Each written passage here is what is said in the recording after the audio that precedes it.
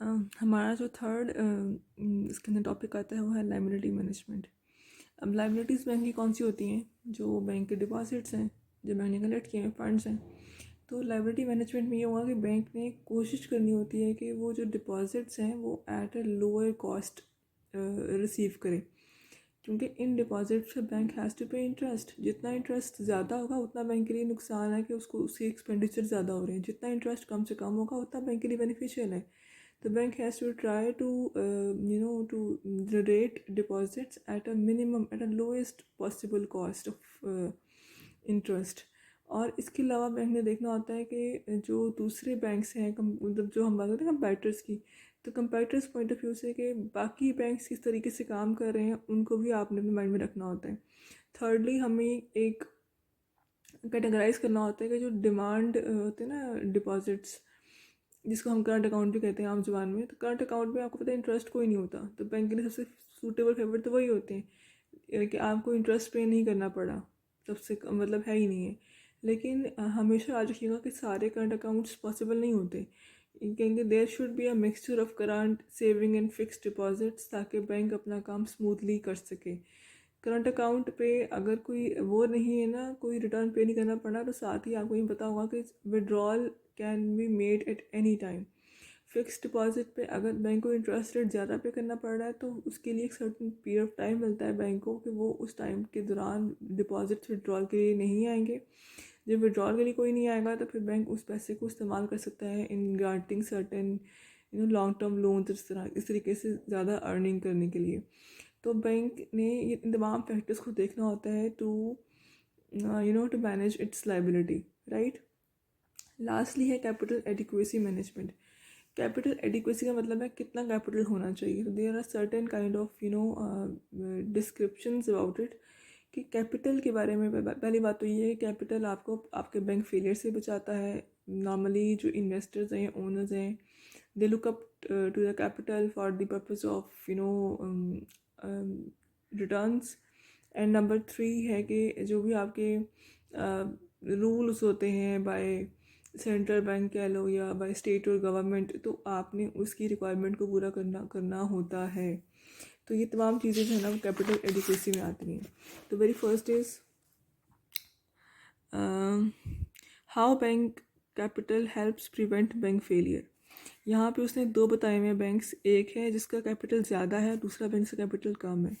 वही same balance sheet है। Deposits है 96 मिलियन के, कैपिटल 4 मिलियन के है, रिजर्व 10 के या 90 के लोन्स हैं।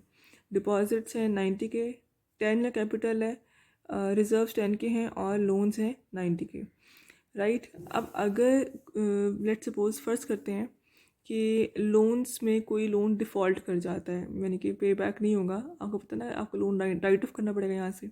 जब पे लोन को राइट ऑफ करना पड़ेगा तो क्या होगा कि यहाँ से जब राइट ऑफ किया तो लेट से 5 मिलियन के लोन्स जो है ना वो राइट ऑफ हो गए हैं, राइट।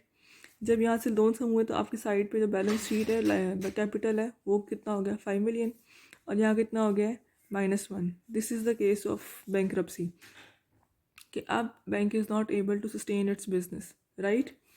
तो अगर कैपिटल ज़्यादा होता तो आप उसको सर्वाइव कर पाते, कैपिटल कम है तो आप सर्वाइव नहीं कर पा रहे हो। क्लियर है। नंबर 2 आता है मेरे सामने, how the amount of bank capital affects returns to equity holders. जब इक्विटी होल्डर्स है ना, they are interested in 2 kinds of returns. पहला होता है return on assets and number 2 is return on equity. Return on assets क्या होता है कि आपके एसेट्स किस तरीके से इस्तेमाल हो रहे हैं to give you maximum return, और रिटर्न ऑन इक्विटी क्या होता है कि आपकी इक्विटी किस तरीके से इस्तेमाल हो रही है to give you maximum return. अब दोनों का ताल्लुक है आपस में, रिटर्न ऑन एसेट्स का भी और रिटर्न ऑन इक्विटी का भी आपस में, and that relationship is measured through equity multiply which is equal to assets divided by equity capital. अब इंटरेस्टिंगली हम इसी चीज़ को, रिटर्न ऑन इक्विटी को हम इस तरीके से भी लिख सकते हैं। कैसे? Return on equity is equals to return on assets multiply by equity multiply. अगर मैंने फॉर्मूला लिखा इसका तो ये लिखा return on assets multiply by equity multiply. अगर मैं देखूँ तो ये एसेट्स यहाँ से कट रहे हैं दोनों साइड से, पीछे क्या बचा है net profit after tax divided by equity capital, बात वही बन रही है। अब ऐसे लिखा क्यों है, उसकी रीज़न है। उसकी रीज़न ये है कि अगर एक बैंक जिसका कैपिटल कम था, लो कैपिटल वाला बैंक, उसका इक्विटी मल्टीप्लायर ज़्यादा हो जाएगा ना, क्योंकि ये नीचे वाली वैल्यू है, डिनोमिनेटर है, और ऐसा बैंक जिसका कैपिटल ज़्यादा था उसका इक्विटी मल्टीप्लायर कम हो जाएगा। तो अगर इक्विटी मल्टीप्लायर कम होगा तो आपके रिटर्न्स पे क्या फ़र्क पड़ेगा, रिटर्न्स भी आपको कम मिल रहे होंगे। ये चीज़ अगर कम हो गई है ना तो मल्टीप्लाई हो रही है ना, तो जितना जितना ज़्यादा जितना कम कैपिटल होगा उतना इक्विटी मल्टीप्लायर ज़्यादा होगा और उतने ही आपकी रिटर्न ऑन इक्विटी ज़्यादा हो जाएगी। तो investors are more interested in less capital ताकि मैक्सिमम जो रिटर्न है वो उनको मिल जाए। जनरल सी बात है, अगर कैपिटल ज़्यादा होगा तो obviously you will have more number of stock holders. जब नंबर ऑफ स्टॉक होल्डर्स ज़्यादा होंगे तो आपका जो कैपिटल जो रिटर्न है वो डिवाइड होगा अमंग मैनी मेंबर्स। जितने कम लोग होंगे उतना ही आपका रिटर्न भी कम लोगों में डिवाइड होगा और उनको ज़्यादा रिटर्न मिल रहा होगा। तो ये इसकी रैशनल है कि अगर इक्विटी मल्टीप्लायर जो है वो ज़्यादा होता है तो ये भी ज़्यादा हो जाएगा, राइट। थर्डली है trade off between safety and returns to equity holders. यहाँ तो हमने बात कर ली ना अभी कि अगर आपका इक्विटी मल्टीप्लायर ज़्यादा है तो आपको रिटर्न ऑन इक्विटी भी ज़्यादा हो रहा है। लेकिन साथ साथ ये भी देख लेंगे अगर बैंक को नज़र आ रहा है कि लॉसेस होंगे, हमने पहले बात की ना बैंक्रप्सी की, कि अगर तो लॉसेस की प्रोडिक्शन है या फोरकास्ट है तो फिर हमें कैपिटल ज़्यादा मेंटेन करना चाहिए सेफ्टी पॉइंट ऑफ व्यू से, ताकि हमें बैंक्रप्सी फेस न करनी पड़े। और अगर हमें लगता है कि we can sustain we can manage in very good manner तो फिर हम लोग लो कैपिटल से भी काम चला सकते हैं और हम लोग लो कैपिटल से भी ज़्यादा रिटर्न ऑफर कर सकते हैं अपने करंट स्टॉक होल्डर्स को, राइट। लास्टली है यहाँ पर बैंक कैपिटल रिक्वायरमेंट्स। ज़ाहिरी बात है आपके कुछ रूल्स होते हैं, स्टेट बैंक के होते हैं, सेंट्रल बैंक के होते हैं, आपके स्टेट गवर्नमेंट्स के होते हैं, अब स्टॉक मार्केट्स के होते हैं, लिस्टिंग रिक्वायरमेंट्स होती हैं। तो उन तमाम चीज़ों के अंदर कहीं ना कहीं बैंक कैपिटल की रिक्वायरमेंट होती है। कितना कैपिटल होना चाहिए वो चीज़ें हमें क्लियर होनी चाहिए कि बैंक कैपिटल रिक्वायरमेंट क्या है और आपका बैंक उन कैपिटल की रिक्वायरमेंट्स को पूरा करे। अगर वो पूरा नहीं करेगा तो फिर ऑब्वियसली आपकी डीलिस्टिंग भी हो सकती है बैंक की।